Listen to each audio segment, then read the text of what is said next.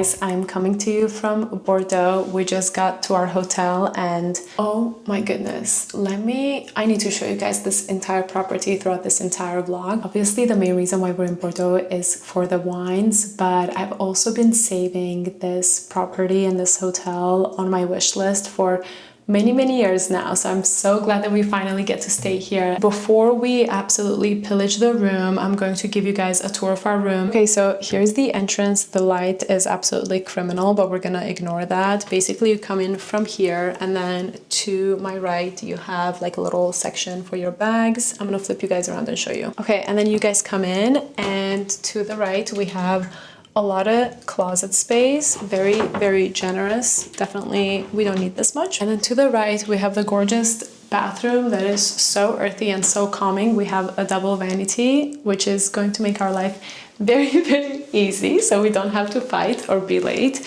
And then we have a giant bathtub. I will most definitely be taking baths in here every single night. Through the hallway it opens up to the bedroom, which is insanity. Look at this.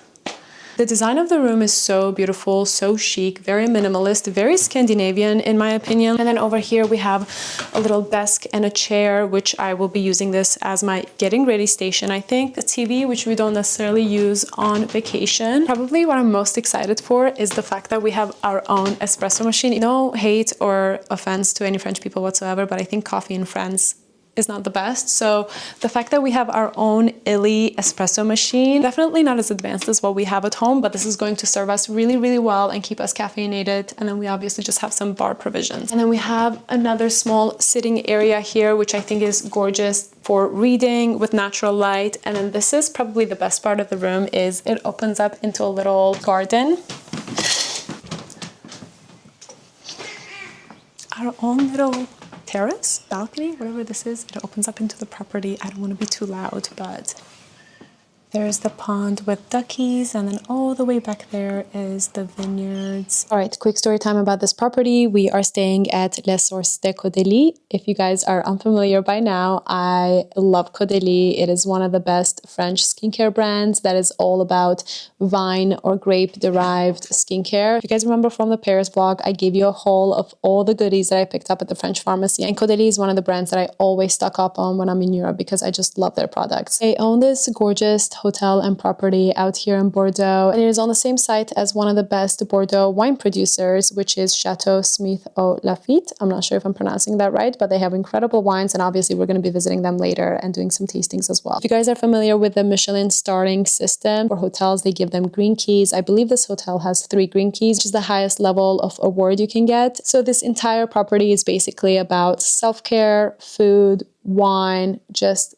beautiful countryside living and unplugging and relaxing, and that is exactly what we're going to do. We definitely want to walk around and check out the property and see what else there is, because it is kind of the perfect cool weather right now. I want to take advantage of that and walk around and see what else we can check out, and we'll bring you guys along. So let's go. We're about to go into the chef's garden and check out what they're growing.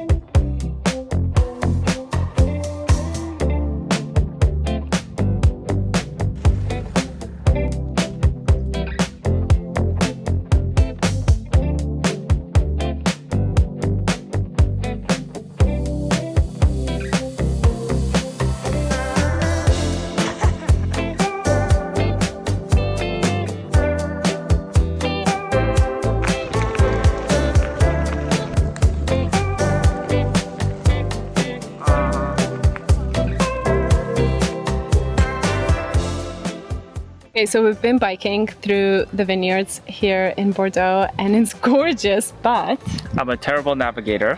So we went on a mission to find this hidden gate that apparently takes us down a road into a promised sort of forest or something, and we went through so many country roads. We found cows, we found farms, we found very dirt roads where the bikes are like struggling to go, but Everywhere but the gate. yes, we found a lot of gates that didn't have like a pin pad because we were given a code to enter it. We finally found the gate, but the roads were too windy for the bikes. I feel like it's mostly just for jogging and running, but you guys have to see the view. This is what we've been biking through. Like, how is this real? This is insane. Anyways, the gates didn't lead us to any promised land, but honestly, we are in promised land. This is gorgeous. We're so blessed to be here. The sun is coming out. We're cooking in the best way possible, and we are working our appetite for tonight. Biking or walking through vineyards, it's just, I can't explain the experience. You feel at peace, but you also appreciate the work that goes into growing these and harvesting these. So we're gonna continue biking and see what else we get to catch.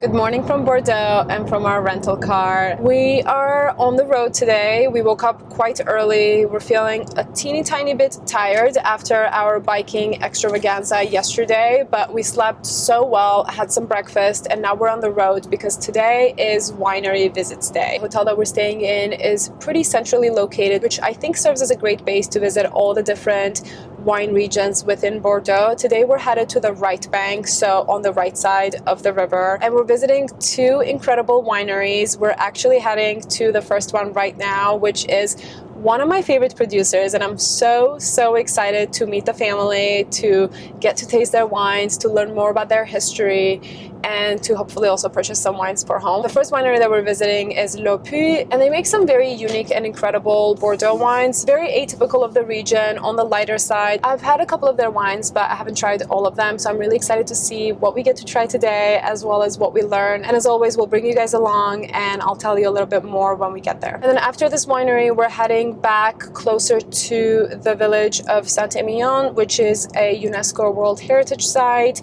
We're gonna have lunch probably either in town or in the surrounding area, and depending on how we're doing in town, we might check out the village. In the afternoon, we have a visit with one of the Grand Cru producers in Saint-Émilion, so as always, we'll show you guys around and I'll tell you more about that when we get there. First stop of the day was Les Sources, which has been one of my favorite right bank Bordeaux producers ever since I discovered their wines. While natural wines are quite the hype right now, Les Sources has been making natural, terroir-driven wines without any added sulfites or anything for the longest time. Their entire philosophy, from growth to harvest to fermentation and even aging, is to let the terroir shine and let the wines speak for themselves. They have very much stuck to their tradition in how they make their wines, and they're very proud of it. And honestly, it's one of the reasons why I love their wine so much, because I think it is very unique to the region. We had a lovely tour and a tasting, and I would highly encourage you guys to try to find some of their wines. Some of my personal favorites are their 100% Semillon white wines, as well as their very unique darker rosé wine, but also the Emilienne, especially in older vintages, is an absolute showstopper. At this point, we were quite hungry, and luckily I had made us a lunch reservation at another estate in their restaurant called Le Jardin. As soon as we arrived here, I was absolutely speechless by how beautiful the surrounding area was, and we had a lovely lunch surrounded by vineyards and lavender. We just had a delicious lunch at Le Jardin. The views were incredible, the staff was so friendly, and honestly the food was pretty delicious and on the lighter end, exactly what we needed for today. Guys, the weather here in Bordeaux this week has been so crazy. And we're actually talking to the guys at the previous winery that we visited, and they were saying that we got very lucky with the weather because apparently it was just raining and hailing prior to us coming here. It's kind of crazy to see the variation within the day of the weather here. The morning was so chilly and cold and a little bit foggy, and right now it's about 1 or 2 p.m. and it's so sunny and hot, but still very comfortable. This is kind of our ideal temperature, to be honest. And right now, as you guys can see, we're just walking through the vineyards to get to the village of Saint-Émilion. I think we're gonna just try to spend 20 to 30 minutes there. It should be a pretty small village. We're just gonna check it out before we head on over to our afternoon tasting. We're kind of risking our lives walking by the road. There's a lot of cars passing by us, but finding parking in Saint-Émilion is a nightmare if you get here anytime after 9 a.m. So we left our car at the restaurant and the chateau that we were just at, and it's about a 15-minute walk. I think that's a snake that I just heard.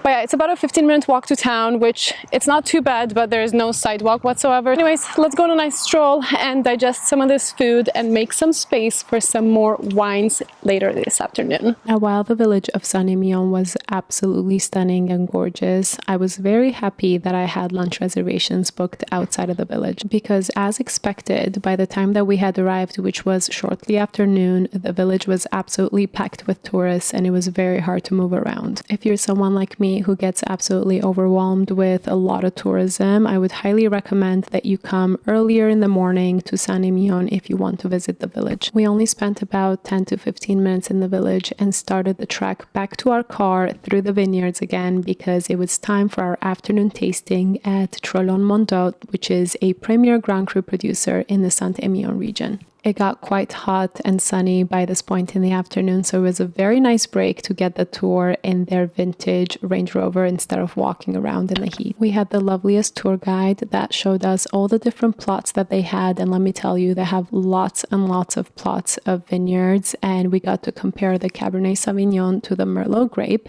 and we did something that I had never done before, which was to taste the grapes and actually compare them in real life. This was actually such a cool experience because, as expected, you can see that the Merlot fruit was juicier and sweeter. Another cool thing about Troplong Mondot is that they have an incredible Michelin-star restaurant on site, which unfortunately was closed when we were visiting them, but we still got to tour their garden as well as met the farm animals that they have on site purely for recycling purposes because these animals get to eat all the scraps that the restaurant doesn't use from their gardens. The one thing that we learned during this tour was that the ownership had changed in 2017 and their facilities for fermentation as well as aging were stunning because you could see that they put a lot of money into modernizing it. We then moved on to our own private tasting room where we did both a horizontal as well as a vertical tasting. Vertical tasting is when you get to taste the different vintages of one type of wine so that you can actually compare what the different vintages taste like as well as what the aging has done to these wines, which I always think is the best way to learn about a producer as well as the climate of a region. So I would highly recommend that you request vertical tastings whenever you visit wineries. I spent quite a bit of time deciding which vintages I liked best that we would buy and ship home, and then we made it back to our hotel for a quick dinner at the restaurant on site and debriefed on today's favorites.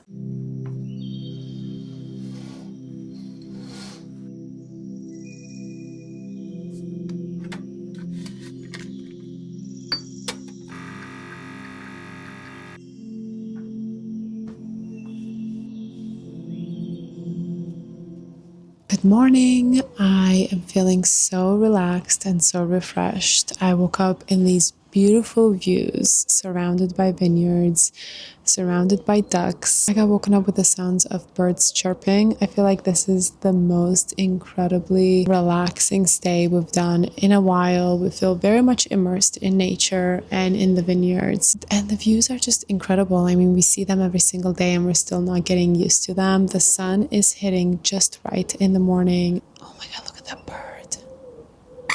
Oh. There's some bird drama. Obviously, their entire philosophy in this estate is all about skincare and self-care and just being pampered. So I booked us a full-on spa day to relax and be at the property. We're not driving around today. We're not seeing any wineries. We're just going to stay on site and enjoy all the amenities that it has to offer. And then later tonight, we're actually dining at their two-Michelin-starred restaurant that's also on site. So today is all about relaxing, taking it easy, being pampered and slowing down and very much being present. I'm very excited to see the spa. I believe there's also an indoor pool and thermal baths and probably also a steam room. So we're going to take full advantage of everything and get our money's worth today. Our room actually has incredible views of the pond that I showed you guys and then the vineyards in the back. It's truly the most magical setting you could ever imagine. And there's actually a beautiful swan in the pond. But here's here's my question. Aren't swans supposed to be in pairs? There's only one swan. Isn't there something that says that they get lonely and they need to be in pairs? I feel like we need to find this swan a boyfriend or a girlfriend, and I'm making it my mission to find out what's going on before I leave, because I feel like this swan needs a little companion, especially with all the couples around here romanticizing their life. I feel like, what about the swan, you know?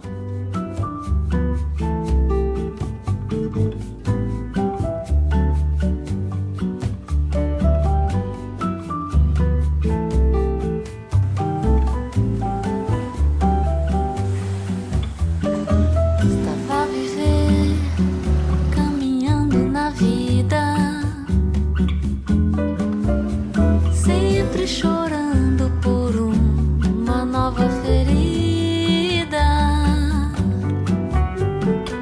mas como até que de mato nasce uma flor,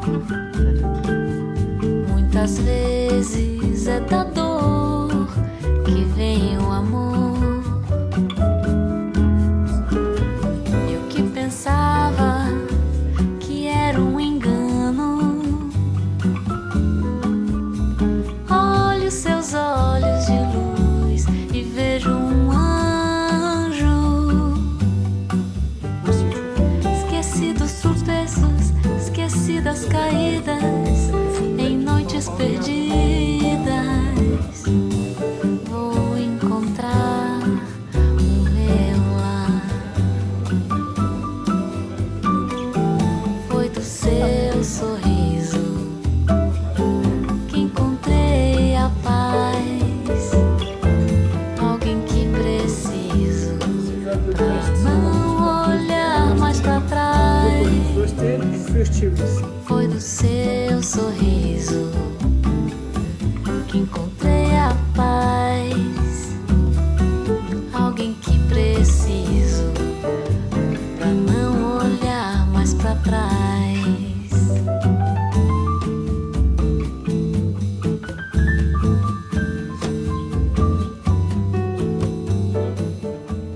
Good morning, guys. We are coming back to you from the car because we're on the road to go visit more wineries and do more tastings.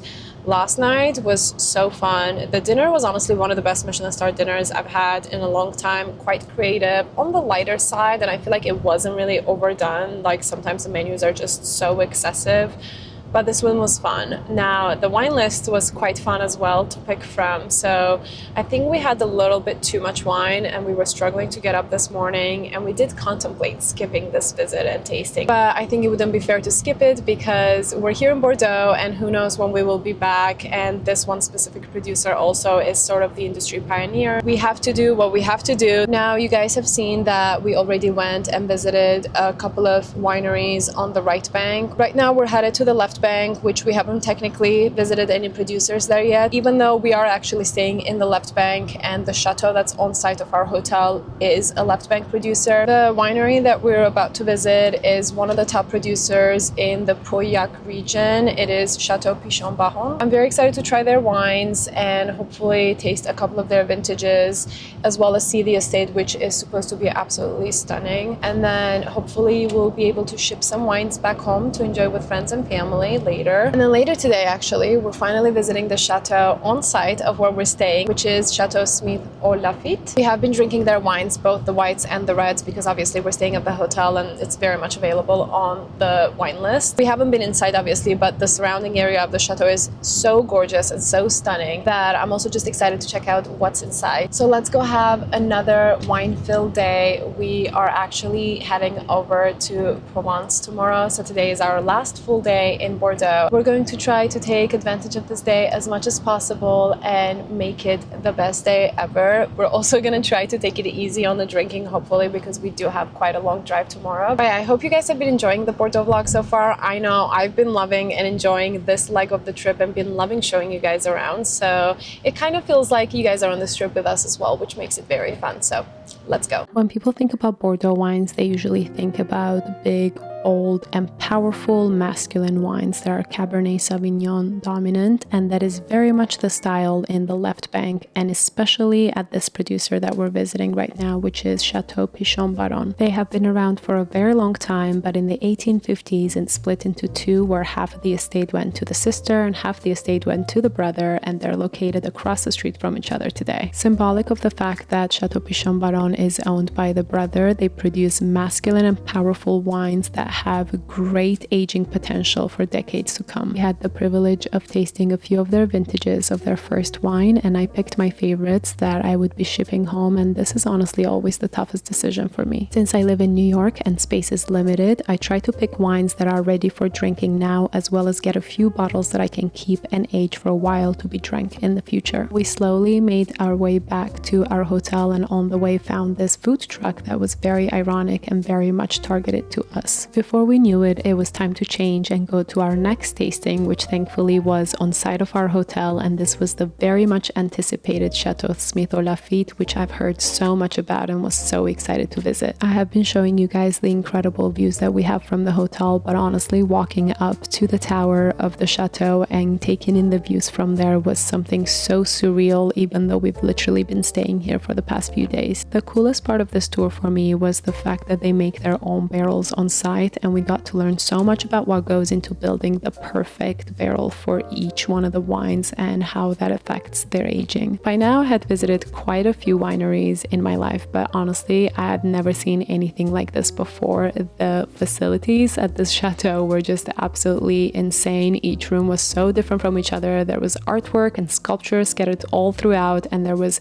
barrels and barrels as far as the eye could see in their aging rooms. And just when I thought things couldn't get any crazier or any cooler, we were led to the owner's private cellar, which was a hidden underground cellar that opened up with the press of a button. Even the doors themselves looked like artwork with these gorgeous copper plates, and once we made our way down Stairway to Heaven, as they like to call it, we were met with gorgeous bottles of their old vintages, which are all part of the collection of the owner. We got to taste some of their different vintages, and then they gave us a key, and things got even crazier because they told us that we can go and explore their private forest. That's right. Hi vloggy. Okay, so we had the best tasting and tour at Smith au Lafitte. I'm probably gonna butcher it. And then we also got a special key to lead us into their private forest, of course. So we're walking through that right now. I'm definitely not in the right attire or shoe choice, but we're gonna make do. Hopefully you guys can hear me, and we're gonna walk the whole thing. Apparently it takes about an hour. I'm not kidding you, and I'll flip the camera and show you guys around, but this forest literally has incredible artwork and sculptures scattered throughout. I don't know, if this doesn't scream Bordeaux money, I don't know what does. You guys know I love sculpture. I love Storm King. I love the Louisiana Museum in Copenhagen, so this is very much feels like I'm in a candy store. And look, just as I was talking about it, another sculpture. Ooh, is this a frog?